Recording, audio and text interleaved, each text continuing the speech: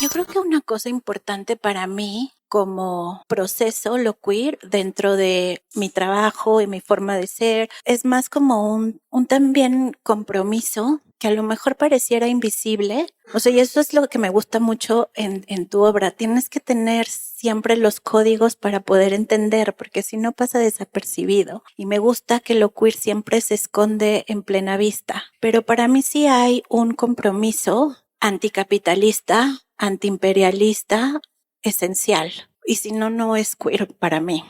Creo que lo que hablas ahí es que básicamente sin tener ese lenguaje lo estamos habitando, ¿no? Y de diferentes formas. Y para mí que ha sido bello encontrar, bueno, textos de Sylvia Wynter o, bueno, en ese punto cuando tenía, que sería 25 años, encontrar el trabajo de José Muñoz y el impacto que me hizo en mi vida, ¿no? Dije, pues estoy viviendo esto. Eso es lo que estoy pensando en el trabajo, pero no he tenido el lenguaje, o sea, sí lo he tenido materialmente, ¿no? Pero poder decirlo, ¿qué es lo que estoy hablando? Y eso es lo que me interesa de cómo habla de este tema queer, ¿no? De algo que nunca vamos a alcanzar, que nunca vamos a habitar, pero ese es el proyecto de tratar de habitarlo lo más posible.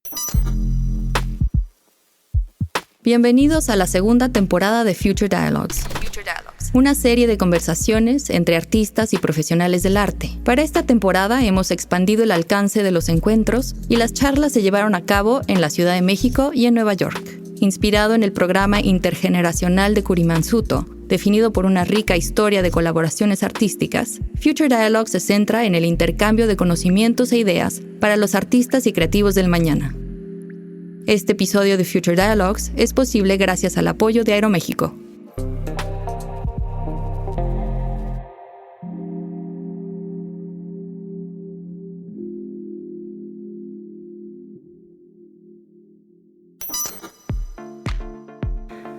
Felipe Baeza fusiona collage, pintura, grabado y otras técnicas para crear obras que exploran las nociones del cuerpo y la migración. Representa figuras en pinturas de densas capas, retratándolas en diferentes estados de transformación y en ocasiones abstrayéndolas hasta hacerlas invisibles. Sus figuras son híbridas, fugitivas y rebeldes y fusionan lo humano y lo no humano para crear imágenes fantásticas que evocan los reinos del mito, el espíritu y la imaginación. Susana Vargas es escritora, profesora y curadora. Es una académica interdisciplinaria reconocida internacionalmente por su trabajo artístico y académico en las intersecciones de la criminología alternativa, los estudios visuales y los estudios queer, tanto en América del Norte como en América Latina. Ha co-curado exposiciones en Tate Britain, en el Museo Jumex y en la Ford Foundation Gallery. Actualmente es profesora en Estudios de Comunicación y Medios en la Universidad de Carleton, en Canadá. Muchas gracias por venir, muchas gracias a Kurimansuto por la invitación y gracias a Felipe. A mí me gustaría empezar, si está bien contigo, por el título de la exhibición, que también le da título al libro y a los dos textos que se han escrito al respecto. ¿Quieres decir el título? Sí, bueno, muchas gracias a todos y a Kurimansuto y bueno, muy feliz de estar aquí, ver a personas que no he visto en años y poder regresar a México y bueno, a ti Susana por estos 3 días que nos hemos pasado como, bueno, yo como chicle, pero bueno, el título de la expo es Sentir un entonces y un allí y viene de parte de un texto de José Esteban Muñoz, de este libro Cruising Utopias. Y bueno, creo que para empezar con eso, creo que hablamos de eso del límite del lenguaje, ¿no? Y cuando encontré este libro, creo que encontré palabras que a la vez estaba pensando, pero no tenía un lenguaje para definirlo. Y pensar como sentir un entonces y un allí, como una posibilidad para crear nuevos mundos y nuevas opciones de existir en este, ¿no? En vez del aquí y la ahora, que el aquí y la ahora para muchos de nosotros es una prisión. Y crear, ¿no? Y crear como ese horizonte que se sentía el ahora. Bueno, sentir un entonces. Ese libro es ahora como seminal. ¿Fue 2009 o 2011? 2009, sí. Y después de ese ya nada más está este libro que se escribió después de que él murió, Sensing Brown. Pero para quienes no sepan, José Esteban Muñoz era un profesor en la Universidad de Nueva York que definió muchísimo cómo quería decir entendemos, pero voy a decir procesamos, ser, estar, existir en lo que el anglicismo queer, el anglicismo llama queer o queerness, que en español se ha adoptado como se escribe fonéticamente para señalar este desplazamiento que existe como posibilidad. O sea, para mí en mi investigación, en mi vida, también fue súper importante, no este texto de José Esteban Muñoz, pero antes Teresa de Lauretis y después Judith Butler y también fue cuando estaba muy chica en la universidad haciendo la licenciatura. Pero hay una forma en la que en este libro específicamente José Esteban Muñoz lo define que es diferente a los demás teóricos, que tiene que ver más con el poder de las emociones y tiene también que ver con estar siendo constantemente y con una futuridad, una utopía que no queremos alcanzar y que es una posibilidad latente, pero también imposible de alcanzar, y cómo entonces estar en esta realidad que nos aprisiona sabiendo que existe una posibilidad diferente. No, añadir a eso, bueno, creo que es eso lo que me interesó de José Esteban Muñoz, ¿no? Aparte, yo creo que ya estaba pensando en esos términos, pero no tenías el lenguaje, ¿no? Y que es lo bello de encontrarte con un trabajo, ya sea texto o un artista, que a lo mejor llega a definir ese lenguaje para ti, ¿no? Y eso para mí fue, bueno, ha sido Sylvia Wynter, José Esteban Muñoz, Sadiya Hartman. Pero lo que me encanta, bueno, de eso es cómo a la vez creo que definir queer, bueno, lo queer es totalmente un rechazo a definir, ¿no? Creo que lo queer tiene esa alergia a ser definido, a ser encajado. Y eso es lo que me encanta de esa, bueno, que hay demasiadas posibilidades y combinaciones que se puede hacer ahí, ¿no? Y creo que es lo interesante que yo he trabajado con estas obras y bueno, también con el proceso que he trabajado, ¿no? Que también está muy involucrado en lo no controlado y dejarte caer en el proceso, ¿no? Y eso que me encanta de esas posibilidades queer. O sea, hablando de proceso, justamente cuando tuve la oportunidad de visitarte en tu estudio en Brooklyn y me explicabas cómo funciona, ahí es en donde yo vi la futuridad utópica queer, en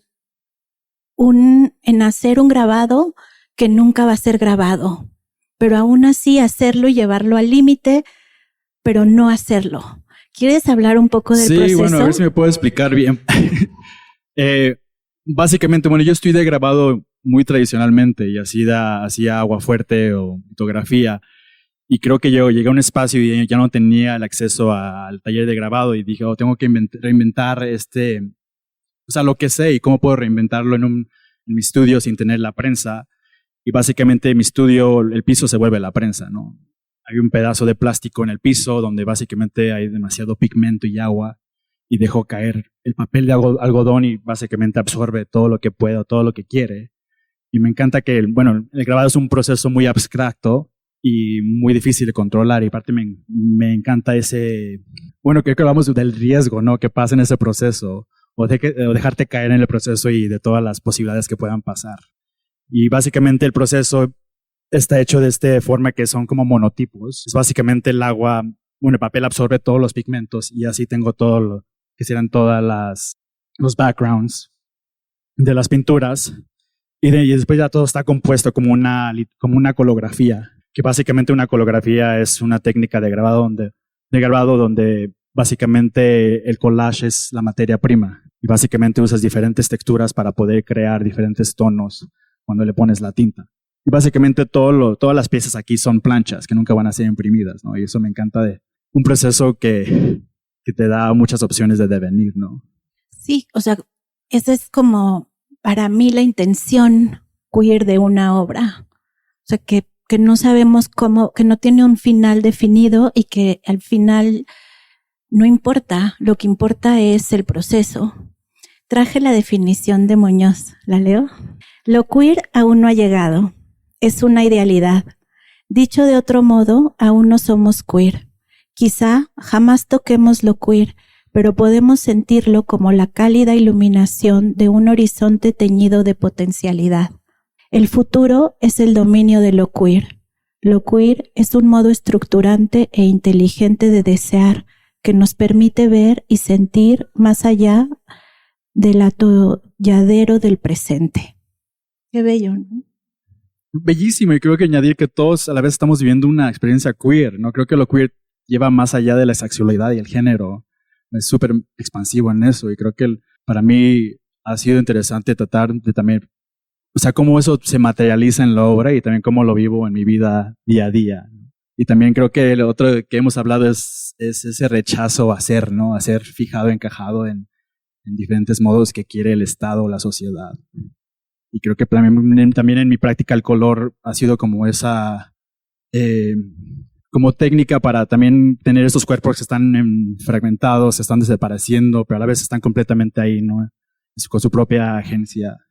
Yo creo que una cosa importante para mí como proceso lo queer dentro de mi trabajo y mi forma de ser, o es más como un también compromiso que a lo mejor pareciera invisible. O sea, y eso es lo que me gusta mucho en tu obra. Tienes que tener siempre los códigos para poder entender, porque si no pasa desapercibido. Y me gusta que lo queer siempre se esconde en plena vista. Pero para mí sí hay un compromiso anticapitalista, antiimperialista, esencial. Y si no, no es queer para mí. Porque si estamos atrapados en el aquí y en el ahora, es justamente por estos sistemas opresores. Y si nos podemos imaginar o tenemos que imaginar una futuridad queer que nunca va a llegar y que es inalcanzable y no nos morimos en la desesperanza, es porque sabemos que la estamos habitando en este momento, aunque nunca la podamos habitar. Y ese es el espacio que se abre para imaginar algo diferente. Y ese algo diferente, para mí sí tiene este compromiso anticapitalista que, digo, como me ven pareciera que no, pero este es de segunda mano. Pero tiene que tener esta intencionalidad. ¿Cómo es para ti habitarlo? Bueno, creo que es fácil habitarlo desde el trabajo, pero creo que también lo que quiero hablar es cómo se habita eso en el día al día, ¿no? Que ha sido, bueno, difícil en el sentido, bueno, creo que compartir que yo, bueno, nací en México, me fui de los 7 años a Estados Unidos, no pude regresar hasta los 30 y ahorita estoy como en este estado de limbo, donde a lo mejor me dejan entrar, a lo mejor no. Y a la vez es aceptar eso, bueno, si no me dejan entrar, no me dejan entrar y la vida sigue, ¿no? Y creo que vivir tu vida a tus propios términos también, ¿no? Creo que si mi trabajo se trata de eso, como también lo aplico en mi día a día y vivir mi vida plena y estar cómo puedo vivir afuera del Estado, ¿no? O sea, cómo crear un afuera adentro de esta burbuja, si se puede decir así, ¿no? Y creo que parte de eso, creo que hemos hablado, es también crear como ese underground, que es extremadamente necesario. O sea, cómo creamos o cómo sembramos en un paisaje donde no puede crecer nada, si se puede decir. Pues creo que ese es el proyecto que sigue y sigue, ¿no? Como dices, es un proyecto que nunca vamos a alcanzar, pero el proyecto es de seguirle y dejarnos caer, en un sentido de vivir la vida en el momento en plena plenitud. Hay una cosa importante para los que vieron ya la exposición, que son las piezas que están hasta el final, que a mí me recuerdan esta posibilidad de vivir e imaginar una realidad alterna ahí y entonces, viviendo en el aquí y en el ahora, que es a partir de dos cosas que yo veo muy presentes en tu obra, que es una, el poder de los sentimientos, y la otra, como yo leo esta serie que solo vemos las miradas de alguien que se llama Sylvia W., que para mí es Sylvia Wynter. Está James Baldwin, pues todas estas personas que son nuestros ancestras y que con ellas conformamos una colectividad. A mí me encanta poder saber que, o sea, los libros siempre me han acompañado y, o sea, para mí y no ha muerto, pero una ancestra fuerte es Jeanette Winterson. O sea, es fundamental y eso me recuerda justamente, primero es a partir de sentir y o sea, ahora como suena muy radical, pero poder sentir esa confianza de dejarte caer. O sea, como puede ser en la obra, como puede ser para mí en un texto. O sea, no hay nada más frustrante que estar a las 6:30 de la mañana enfrente de mi computadora y que no me sale nada y borrarlo y volver a empezar y borrarlo y volver a empezar y dan las 9:30 y a veces escribí un párrafo, a veces no escribí nada y procrastiné, pero lo único que me sigue es la confianza y esa confianza no es nada más en mí, sino, o sea, seguro le pasó a cualquier persona que escribe y ahí están sus libros publicados, esta frustración. Y de alguna manera siento que me están acompañando. Y esa misma confianza para mí, traducirla al día a día para arriesgar. Y arriesgar en esta colectividad en donde esta colectividad de la que es la única forma realmente de poder cambiar el aquí y el ahora. Sí, bueno, ¿qué es eso? Dejarte caer en el riesgo. Creo que es, bueno, esos personajes se dejaron caer en el riesgo, ¿no? Y tuvieron que caerse en el riesgo para poder sobrevivir en ese aquí y ahora y pensar en otras opciones, en otras posibilidades, en otras combinaciones de existir. Y creo que, bueno, en la serie Sonder, creo que para mí también fue importante no calificar, bueno, no dar los nombres completos, ¿no? Porque esas matrices están funcionando aunque no sepamos quiénes son, ¿no? O sea, hay diferentes matrices que están funcionando que yo no he leído o no he encontrado. O sea, son personajes que son pintores o escritores que a la vez nos han dado demasiado y lo bello es encontrarlo durante diferentes etapas de mi vida y darme lenguaje o darme imágenes que me han dado más vida, ¿no? Y a la vez, bueno, un personaje como Octavia Butler, ¿no? Usando la mitología o la ficción como algo político, ¿no? Y eso a mí se me hace extremadamente fértil en ese sentido. Eso me gusta mucho, como lo dices, porque aunque no sepamos, siempre la estamos habitando. O sea, a lo mejor no tenemos el lenguaje para articular una teoría, pero, por ejemplo, para mí la teoría nunca está separada de lo que hacemos todos los días. Al contrario, la teoría siempre está tratando de alcanzar para dar cuenta o para tratar de entender cómo vivimos, pero nunca alcanza. Entonces, nada más es a veces no tener el lenguaje y que también, pues, igual no lo vamos a tener porque nunca va a alcanzar a definir todo lo que sentimos y la potencialidad de lo que sentimos, sobre todo en colectividad, sobre todo sintiéndonos acompañadas por Octavia, que se imaginó este mundo diferente. Bueno, ya no tan muy diferente, real, sí, justo ahí muy me quedé. real. Pero eso me gusta, que aunque no los tengamos consciente y no lo sepamos, siempre estamos siendo habitadas, en mi caso por Foucault. O sea, me choca, pero veo muchísimas cosas y ¿quién puede escapar de su condicionamiento? ¿Cuándo voy a poder escapar de mi cultura? Nunca. O sea, sí, ya mejor me rindo. Y he tratado. No, eso se me hace, bueno, Creo que lo que hablas ahí es que básicamente sin tener ese lenguaje lo estamos habitando, ¿no? Y de diferentes formas. Y para mí que ha sido bello encontrar, bueno, textos de Sylvia Wynter o, bueno, en ese punto cuando tenía, que sería 25 años, encontrar el trabajo de José Muñoz y, o sea, el impacto que me hizo en mi vida, ¿no? Dije, pues estoy viviendo esto. Eso es lo que estoy pensando en el trabajo, pero no he tenido el lenguaje, o sea, sí lo he tenido materialmente, ¿no? Pero poder decirlo, o sea, aquí es lo que estoy hablando, ¿no? Y eso es lo que me interesa de cómo habla de este tema queer, ¿no? De algo que nunca vamos a alcanzar, que nunca vamos a habitar, pero ese es el proyecto de tratar de habitarlo lo más posible, ¿no?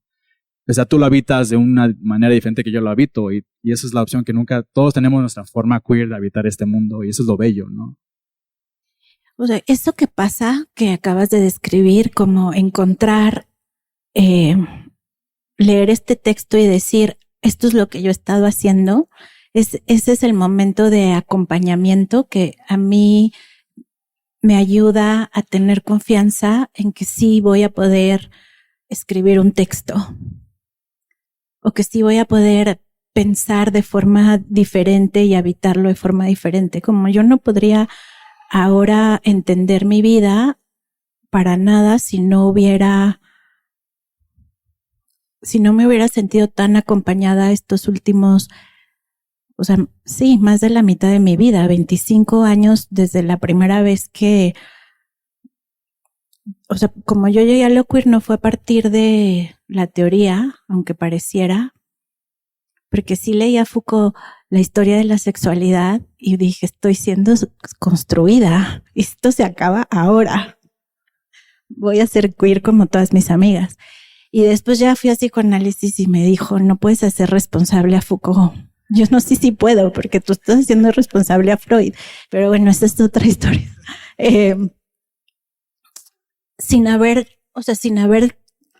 encontrado una forma de darle sentido a todo lo que sentía. Y sentirme al mismo tiempo acompañada.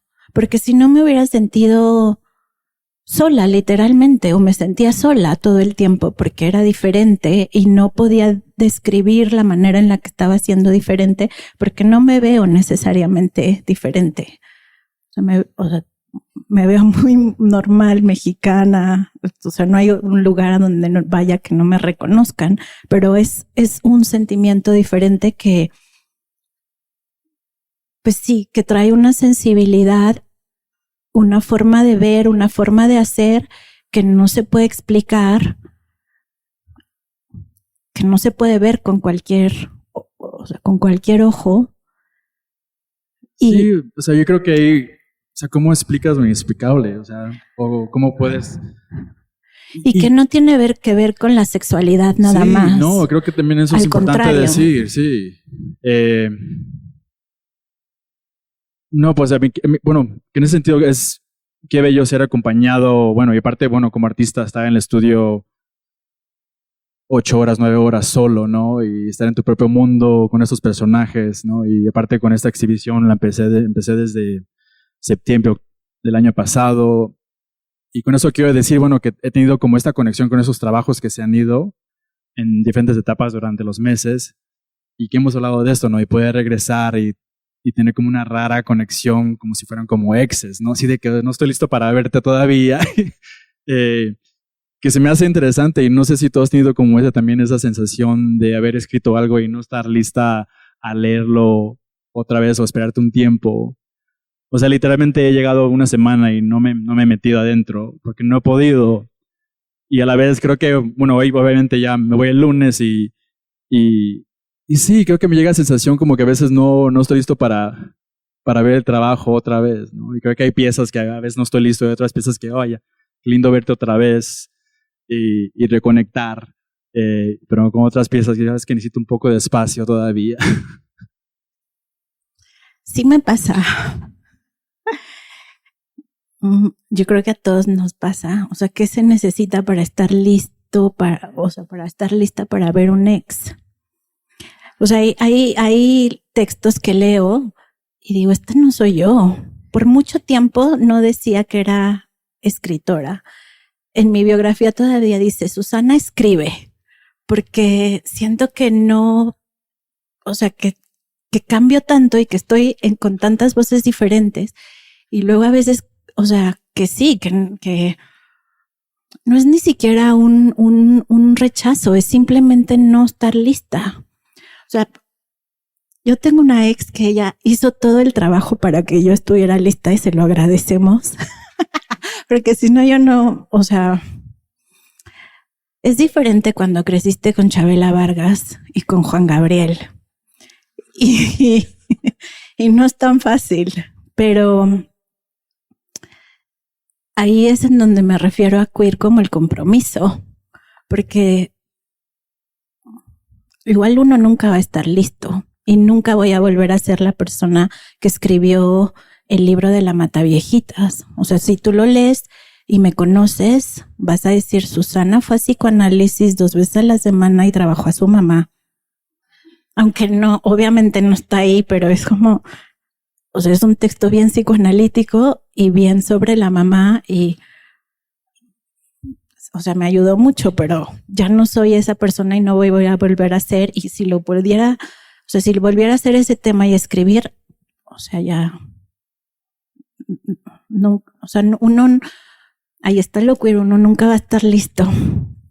Sí, no, eso se me hace súper interesante en ver el trabajo que hice hace 18, bueno, casi ya 15 años y a la vez como te da como pena ajena, dice, hice esto, que no quiero que nadie lo vea, pero hay todavía esa conexión que a los 17 estaba pensando también, que ahorita estoy pensando todavía, ¿no? El proyecto sigue y sigue dando, pero en diferentes formas, ¿no? Y ver el trabajo de esta exhibición, bueno, con trabajo no tan lejano como el año pasado, ha cambiado demasiado, ¿no? Y creo que eso es parte del proceso, de esa transformación que sigue dando y sigue dando. Y me encanta el del material, ¿no? Que hemos hablado del papel, ¿no? Que es un papel, bueno, que el material es el material prima en el trabajo, que es más materia que sigue viva, ¿no? Que, o sea, que vemos en este espacio, que va a estar reaccionando al clima, a la gente, ¿no? Y me encanta como materia que también que se me hace algo muy queer, ¿no? Algo que no puedo controlar, ¿no? Y eso me encanta, que a veces parece como carne. Eso está también muy explícito en tu trabajo, todas las capas, pero que es una analogía de lo que estamos hablando ahora, como, bueno, y esto también la verdad es Foucault. O sea, cuando estás, o sea, estamos todos compuestos por todas las personas que nos han habitado de alguna forma. Entonces, en tu trabajo están todos tus yos, está bodily geography, o como lo habíamos, corporalidad, o corporal, que no está fragmentada, pero que en el cuerpo se queda. O sea, y sí se queda, y tú, o sea, vas cambiando, pero ya vas cambiando a partir de cómo te formaste con las experiencias que tuviste con tu trabajo y con estas personas. O sea, sí, o sea, está muy bonita esta analogía del ex, porque tu obra ya no es tuya, ya rompieron. Fue poliamorosa, fue muy bonita, pero ya no están juntos, ya está aquí, ya va a ser de muchas otras personas y hay que volverla a enfrentar y ya te convertiste en otra persona. Sí. Bueno, sí, es súper complejo eso en el sentido de,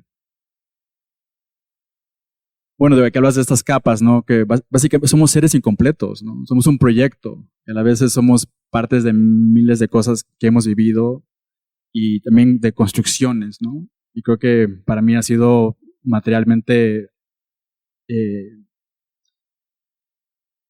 desfigurar eso en el trabajo y en el mí mismo, en esas capas que ya no me sirven, ¿no? O capas que a veces he adaptado por protección, ¿no? Como persona migrante, como persona queer, y más en el aquí y la ahora, o sea, cómo protejo mi cuerpo con lo que está pasando en el día hoy a hoy, ¿no? En mis propios términos y crear una plena vida, ¿no? Y creo que eso es colectivamente, o sea, creo que lo lindo de estar ayer todo el día juntos y ir al mercado de San Juan, o sea, esas conexiones queer que tienes, o sea, que nos encontrábamos con gente por todos lados, ¿no? Y eso me encanta, creo que ese es el underground que estoy hablando, ¿no? Que creas este colectivo para poder sobrevivir y existir en el aquí y el ahora. Es que Felipe está redescubriendo México y ayer fuimos a comer ceviche al mercado de San Juan y después de ahí fuimos a un cafecito y nos encontramos a varias amigas trans, nos encontramos a Lihuahua y estuvo bien bonito. Y luego nos agarró la lluvia y nos metimos a una cantina y en la cantina estaban cantando, era el Día del Abogado. Había mucho ligue pasando entre los abogados de esta cierta cantina de la ciudad. Un poco de cruising también. Ajá. Y había una persona que cantaba y estaba cantando a full Chabela Vargas. Y yo ahí me acordé porque Paloma Negra, que es una canción que no sabemos todo, era como de si tus caricias han de ser mías y de nadie más. ¿Cómo estoy esperando ser poliamorosa si crecí con esto? Está muy, o sea, yo sí quiero decir que no está fácil. Está más fácil para las personas del norte global que no crecieron con Chabela Vargas ni con Juan Gabriel. Pero lo que sí está muy interesante de Juan Gabriel, Chabela Vargas, Daniela Romo, todas las con las que crecimos, internalizamos. O sea, la primera pareja que tuve que no era mexicana, dije, mira, ya que estamos juntas, tienes que enterarte de algo. Así me enseñaron a querer a mí, que básicamente es, o sea, no te pido la luna, pero sí ser un tatuaje vivo impregnado en tu piel. Trabájalo con Foucault como con Deleuze, con quien quieras, pero va a estar cabrón. O sea, y sí, o sea, está bien, o sea, no está tan fácil. Y más porque no hay una estructura. Y eso es algo de lo que me gusta mucho del trabajo último de Judith Butler, para seguir en la línea de lo queer y que no se separa de la práctica. Está haciendo mucho hincapié en la necesidad de una infraestructura que te sostenga. Y es justamente esta experiencia del emigrante. Cuando estás más cuando te estás sintiendo más en el limbo es porque no hay una infraestructura. Y si tienes una infraestructura tan patriarcal, tan como la que tenemos, bueno, en todo el mundo, pero México tiene su sabor particular,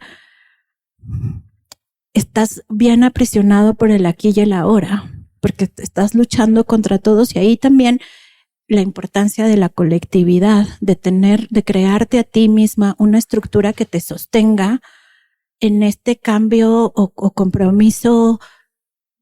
Y reitero, porque sí es bien importante para mí que sea anticapitalista y antiimperialista, porque o sea, todos lo habitamos de la misma forma que habitamos a Juan Gabriel y Chabela Vargas, y esa es la forma en la que también estamos siempre siendo totalmente aprisionadas, pensando que no va a haber suficiente para nadie, y estando en un estado perpetuo de precariedad mental. Sí. Bueno, es interesante, bueno, hablando de esas estructuras, ¿no? Creo que para mí, bueno, sin romantizar esto, es la óptica queer inmigrante, ¿no? En pensar a mis papás, en decidir, pues me voy a un lugar que nunca he visto, que nunca he conocido, y hay una vida, hay que vivir ahí, ¿no? Y eso se me hace completamente maravilloso en el poder de la imaginación, ¿no? Hemos hablado de la imaginación y la ficción como algo extremadamente político, pero también complejo, ¿no? Y es eso, obviamente te vas de un lugar a otro y recreas las mismas cosas que estabas escapando, ¿no? Pero a la vez puedes manejar eso en una forma de encontrar un colectivo y una estructura para poder sobrevivir y existir en ese clima, ¿no? Que básicamente mucha gente la ha hecho alrededor de mí, ¿no? Mis papás, familia que se ha movido allá, o emigrantes, bueno, conozco en Nueva York, y yo mismo, ¿no? O sea, me moví a Nueva York solo y creé una comunidad que me ha sostenido. O sea, ese es mi lugar ahorita donde me siento más feliz. Sí, yo creo que ahorita, o sea, entendiendo la complejidad del aquí y el ahora es lo que más necesitamos. O sea, poder tener esta comunidad que sea, o sea, para mí, o sea, como mi gente. Porque no, si no, no vamos a sobrevivir y se está poniendo cada vez más difícil y está siendo cada vez más difícil resistir el imperialismo y el capitalismo. Y no estoy hablando nada más como sistema político y económico, sobre todo como en las prácticas cotidianas que tenemos de relacionarnos los unos con los otros. O sea, hay menos confianza en el vecino, hay mucho más cancelación hay menos beneficio de la duda, hay menos confianza y menos riesgo, y entonces nos vamos aprisionando más y más y más. Y yo creo que por eso es tan importante ahora pensar lo queer como esta futuridad en todo lo que hacemos y en todos los niveles. Sí, es eso, creo que habíamos hablado de eso, es dejarte caer en el riesgo, ¿no? Creo que hemos tratado de separarnos del riesgo, no dejarnos caer, y creo que estamos en este tiempo donde la única opción creo que es dejarnos caer en ese riesgo y dejar crear otras posibilidades que están ahí y que realmente no las podemos ver, ¿no? Pero que sí, creo que también tiene que ver en complicidad, ¿no? Lo bello que ha pasado en estos 3 días, ¿no? Que, no sé, yo más como chicle contigo, pero que hemos conectado demasiado, ¿no? Y eso es lo que hablo del underground, ¿no? Que estamos creando como estas raíces y esta colectividad que tiene que pasar para tú sentirte bien en el aquí y el ahora. O sea, por ejemplo, para mí, una cosa muy importante con todos mis exes es sentir que si me pasa algo, les puedo llamar y agarran un avión y me vienen a ayudar. Y con mis amigas, que no tiene que pasar y no quiero que pase, pero es un sentimiento que persigo o que quiero. Y justamente... Sí, sentirte sostenido. Exacto. ¿No? Ajá. Y que justamente esta forma de relacionarse, que yo la veo como un compromiso más, antiimperialista y de no existe escasidad, ¿verdad? O de precariedad, en el que, pues sí, o sea, que tiene que romper, por más que me guste, con Juan Gabriel y Chabela Vargas y Daniela Romo, y tiene que crear estas nuevas formas de querer y de ser y de relacionarse que son más promiscuas, más permisivas, menos posesivas, menos tóxicas de forma, o sea, de masculinidad tóxica, y es redefinir, o sea, para mí, mi trabajo, la mexicanidad, mi forma de relacionar, y es fuerte porque vivo en dos mundos al mismo tiempo, paralelos, todo el tiempo, todo el rato, desde hace como 20 años. Y por un lado lo hace bien explícito y me permite verlo, pero por otro lado también a veces ya estoy muy cansada. Sí, bueno, no quiero abrir esta conversación, pero creo que también es vivir en el umbral, ¿no? O sea, que yo lo he vivido, o sea, me fui de los 7 años allá. Allá, bueno, ya que he exhibido, soy un artista mexicano, ¿no? Y creo que lo interesante es llegar acá y, bueno, tener esa conversación, o sea, bueno, también no me interesa encajar en el aquí, en el otro lado, y creo que eso es parte del trabajo, ¿no? No encajar, no estar fijo, pero también navegar esas, yo creo que conversaciones un poco limitantes, ¿no? Que tiene que ver con el mercado del arte, ¿no? Que a veces te quiere encajar en una cajita de Felipe es un artista inmigrante queer, ¿no? Y allá, bueno, es un artista mexicano queer mexicano, y acá, bueno, no sé cómo me definen, pero sí, creo que se me hacen conversaciones, bueno, interesantes y complejas que a la vez yo quiero también intervenir en esas conversaciones, ¿no? Sí, parte del proyecto también es vivir afuera del Estado, qué significa ser eso y cómo se practica en mi trabajo y también como en mi vida. Quiero checar nada más, ¿seguimos con tiempo? ¿Sí? Ok. Cuando queramos. Okay. ¿Quieres abrir a preguntas o todavía no? Bueno, nada más quiero decir una cosa antes. O sea, esto como lo estás escribiendo también es justo el libro, es que no sé cómo se dice, póstumo, ¿sí? De Muñoz, que fue sentirse, creo que fue traducido como sentirse marrón, que no sé si a ti compartes esa experiencia, pero para mí no es la misma experiencia. Y justamente tiene que ver con esta forma o este compromiso queer o sea, anticapitalista y antiimperialista, porque aunque queer va más allá, mucho más allá del sexo y el género, en México es bien claro cómo está intersectado por la clase. Y, por ejemplo, para mí, o sea, soy leída o me puedo entender como blanca en México, que no tiene que ver con una tonalidad de piel, sino con un acceso a oportunidades y porque está bien difícil tener postdoctorados y han sido con becas o lo que sea, pero ahora los tengo y eso me abre todo un mundo diferente de posibilidades a alguien que no tiene un postdoctorado, obviamente, y más en un país en donde me parece que el promedio de escolarización es primaria y eso para mí también implica un compromiso diferente.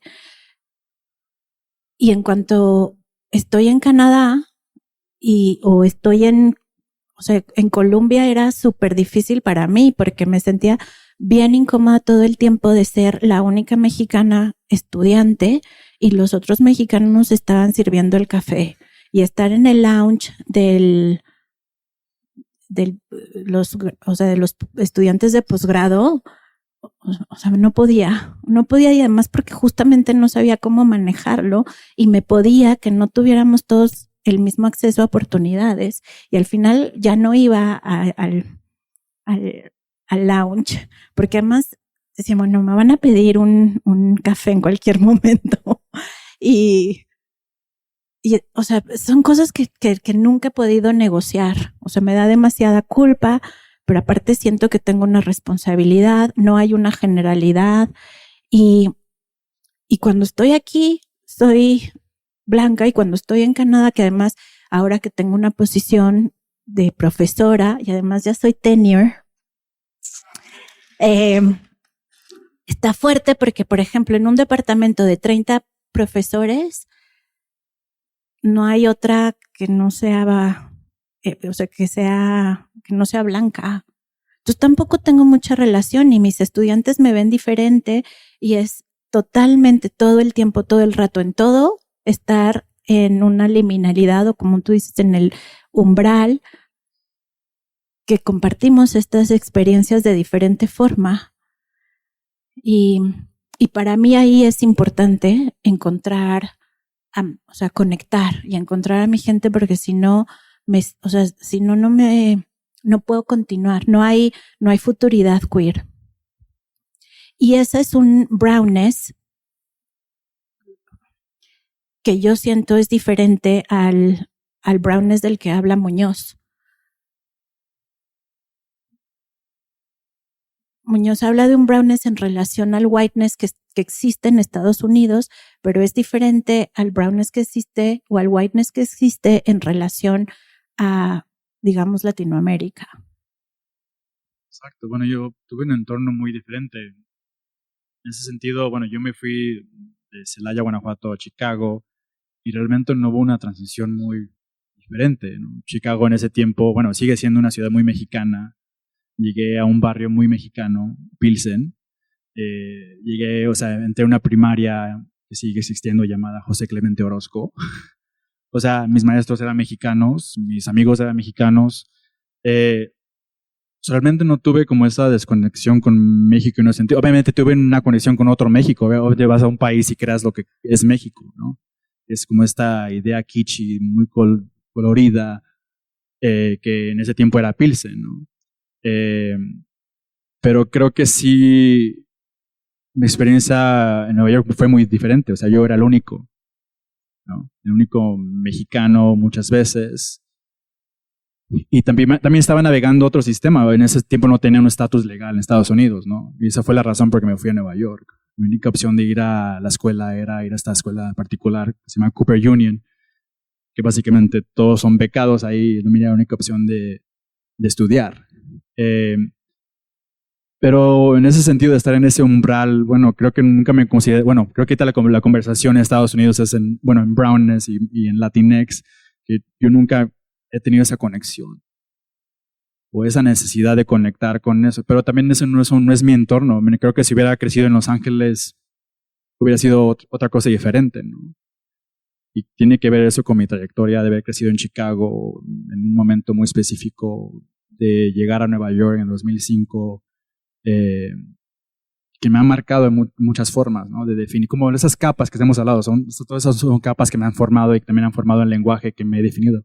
Pero también creo que como mi sexualidad ha cambiado demasiado, necesito, ya acepto partes de mi ser que no he aceptado antes, ¿no? Y esas son las capas, ¿no? Que estábamos hablando hace rato. Y que a mí me gusta cómo se traducen mucho en tu trabajo. Eso, o sea, no lo quisiera leer como queer para no encasillar, pero sí lo quisiera leer como complejo. Y no necesariamente fragmentado.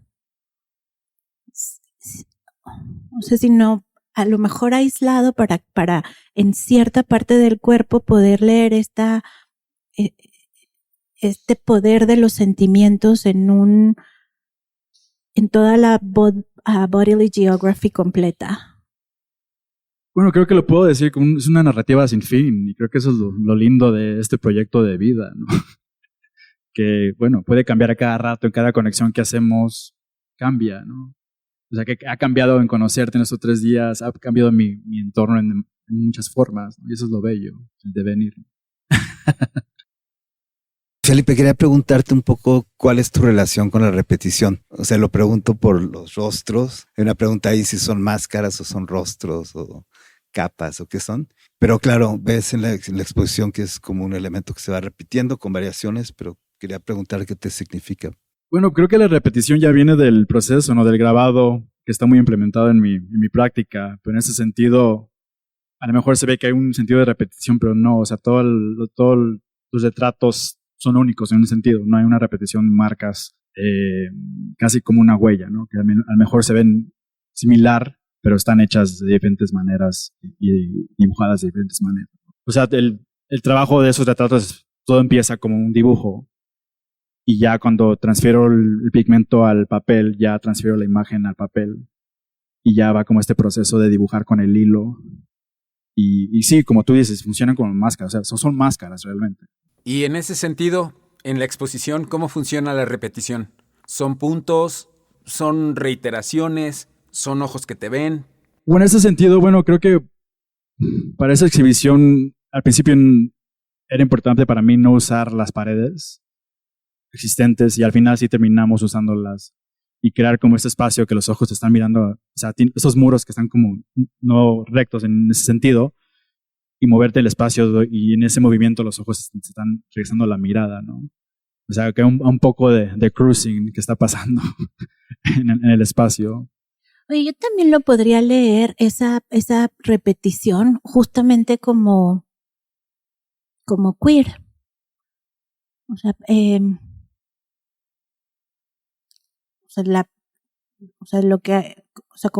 como entendemos el género, que no se basa en una noción esencialista biológica, sino en una performatividad, tiene que ver justamente con este poder de la citacionalidad y de la iterabilidad, que es que no es una repetición, sino que está repitiendo algo que ya ha estado definido socialmente como algo. Entonces, cuando lo están, repitiendo, lo estás iterando, porque carga consigo este poder de la citación y es ahí donde está también la posibilidad de el desplazamiento o la posibilidad de hacer un cambio o de encontrar cierta resistencia. Muy buen día. Me llama un poquito la atención de su labor, todo esto que nos están presentando. ¿Cuánto sería el total de trabajo que nos están presentando en esto? Y luego un poquito, ahora sí que de al lado, en lo particular, lo personal, lo único de usted, ¿qué le llama la atención? ¿Por qué? ¿Cuál fue el atractivo plus que le llevó a eso? Gracias. Gracias por la pregunta. Yo creo que está un poco compleja la pregunta en el sentido de que mi práctica no tiene nada de lógica en ese sentido, ¿no? Como he hablado con Susana, básicamente son planchas o matrices que nunca se van a imprimir, ¿no? Y así llega a este modo pues, estudiando un grabado tradicionalmente, ¿no? Y llegando a un punto donde me gradué ya no tenía acceso a la prensa y llegar a un punto, pues ya tengo estas habilidades, ¿cómo puedo pensar de otro modo y crear, y siguiendo creando el trabajo, ¿no? De otra forma. Y creo que fue de reinventar el proceso otra vez, ¿no? Creo que llego al estudio, bueno, puedo dar respuesta es aceptar el riesgo, ¿no? Y también aceptar como ese failure, ¿cómo se diría failure en español? Ese fracaso total, ¿no? Que básicamente la práctica es un fracaso total, que siempre está pasando y me está dando sorpresas cada vez. Y así he llegado a ese punto, ¿no? Y cómo he llegado a esta técnica es llegar, bueno, pensar en la imaginación y la ficción como algo poderoso, ¿no? O sea, ves a estos personajes en suspensión, fragmentados, que se están desapareciendo o no desapareciendo, ¿no? Eso me interesa pensar cómo también esos intereses en ideas de crear otros mundos, cómo se materializa eso. Y creo que esto va en la exposición. Tenía una pregunta. El grabado es un proceso la cual la función principal es de hacer copias, réplicas y hay una repetición. Entonces, me interesaba saber cómo fue tu reflexión a pasar de una estrategia de hacer copias a crear piezas únicas, como en este caso. Fue un proceso muy complejo, o sea, creo que salí de ese proceso de hacer repetición en lo que hacía, ¿no? Y yo empecé de ese modo, haciendo coreografías y las imprimía de formato pequeño y empecé a hacer ya grandes y llegar a un punto de que, pues no necesito por qué imprimirla. Este ya es el proceso, ¿no? Y creo que también algo de ahí temático de crear una plancha que nunca va a ser imprimida. ¿Qué significa hacer eso, no? O el proceso o la puedo imprimir, ¿no? Creo que puede pasar también. Pero sí, o sea, creo que el proceso de grabado también está muy ahí. O sea, estoy haciendo grabado. Hay impresiones que están pasando y las uso como parte del collage que están ahí en los fragmentos. O sea, todo eso es grabado. Pero sí llega a un punto que dije, no es necesario llegar a ese otro paso. Y creo que esto puede quedar así. Bueno, justamente lo que me llama la atención es que justamente hay una pieza que no es grabado y es esta pieza escultórica que son las manos que intentan como alcanzar algo con las espinas. Y lo que te quería preguntar, bueno, me llama la atención porque no son las únicas manos atravesadas con espinas que veo y quiero entender un poco el proceso. Es un proceso, dirías, de traducción, de dónde parte, y me interesa mucho también esta cualidad de lo transparente. Siento que es una buena traducción como de esto que veníamos comentando de las capas, ¿no? Lo que hay within, como lo que hay entre esta relación entre adentro y afuera, ¿no? ¿De dónde viene un poquito? Me llama la atención. No, buena pregunta. Pues yo empecé mi práctica haciendo escultura. Y fue cuando entré ya a hacer mi bachelor's, que entré y algo del grabado creo que fue una amor a primera vista, ¿no? El sentido porque el grabado es muy escultórico, o sea, estás tallando una piedra o una pieza de cobre. También el proceso, ¿no? Es muy corporal. Y creo que también, bueno, a la pregunta estabas haciendo, ¿verdad? La técnica es muy, muy táctil, o sea, creo que el trabajo siempre me ha estado llamando a la escultura demasiado. Y llegó esta oportunidad de trabajar con vidrio que al principio yo rechacé, o sea, no sentía esa necesidad de trabajar en esa forma, pero también me interesó el proceso. Y básicamente yo hice estos moldes en el estudio y lo que funciona es que es una técnica de casi la misma que usan para bronce. O sea, hacen el molde en cera. Sí, y lo que me interesa del proceso es que básicamente tienen esos pedazos de vidrio de colores y tú ya los pones en el molde y básicamente hacen lo mismo que estoy haciendo en el piso. O sea, no hay forma de controlar y como hablas de esta fluidez que pasa también en el papel que también pasa en estas piezas de vidrio que me interesó. O sea, que hubo una relación ahí que me encantó en la materialidad, que está pasando en las esculturas, que también está pasando en el papel, ¿no? Y el uso de espinas, como que se referencia al árbol del ceiba, es ese símbolo como poético de crear formas de protección.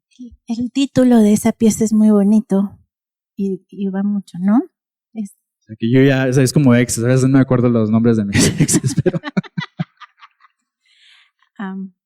A self that is not here, but is always in process. Sí, o sea, un ser que no está aquí, pero siempre está en proceso, ¿no? Creo que tiene que ver mucho también con el proceso, ¿no? Esa fluidez que está pasando y también con los cuerpos que están en la exhibición, esos personajes que están ahí o no, y también el uso de esa transparencia que también está en las piezas de Sonder, con ese barniz. En ese libro del que hemos estado citando y hablando todo el tiempo de Cruising Utopia, que está bien interesante porque en inglés es Queer Futurity y en español lo tradujeron como antinormativo. O sea, no, nada más para no ponerle toda una palabra, pero señalar como la falta, o sea, como el lenguaje siempre falla, y más en la traducción. Pero en el último capítulo de ese libro, José Esteban Muñoz habla mucho de una poeta que se llama Elizabeth Bishop, que a mí me gusta un montón, y trajimos un poema para terminar con un poema de Elizabeth Bishop y continuar en la tradición de Muñoz. ¿Leo la mitad y tú la mitad? ¿O? El arte de perder. El arte de perder no cuesta tanto irlo aprendiendo. Insisten las cosas hasta tal punto en perderse que el llanto por ellas dura poco. Y el espanto por perder algo cada día, rosas que se deshojan, horas, llaves, cuanto pueda ocurrírsele a una, no es tanto. Practica entonces perder más y goza el ritmo de la pérdida, su encanto. Pierde ciudades, nombres y en Lepanto pierde una mano, un destino, una moza. Nada de esto será para tanto. Perdí el reloj de mi madre y el manto con el que cubría mis hombros, la loza en que tomaba el té, pero igual canto. Perdí mi tierra, mi rumbo y aguanto de lo más bien tanta pérdida. Es cosa de acostumbrarse. No, no es para tanto. Perderte a ti, por ejemplo, tu encanto y tu cariño perder, dolorosa prueba sería, pero nunca tanto, aunque parezca condena espantosa. Gracias.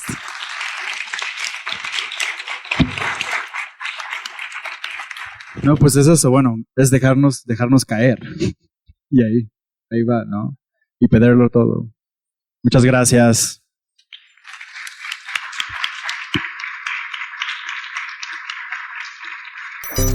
Gracias por escuchar Future Dialogues.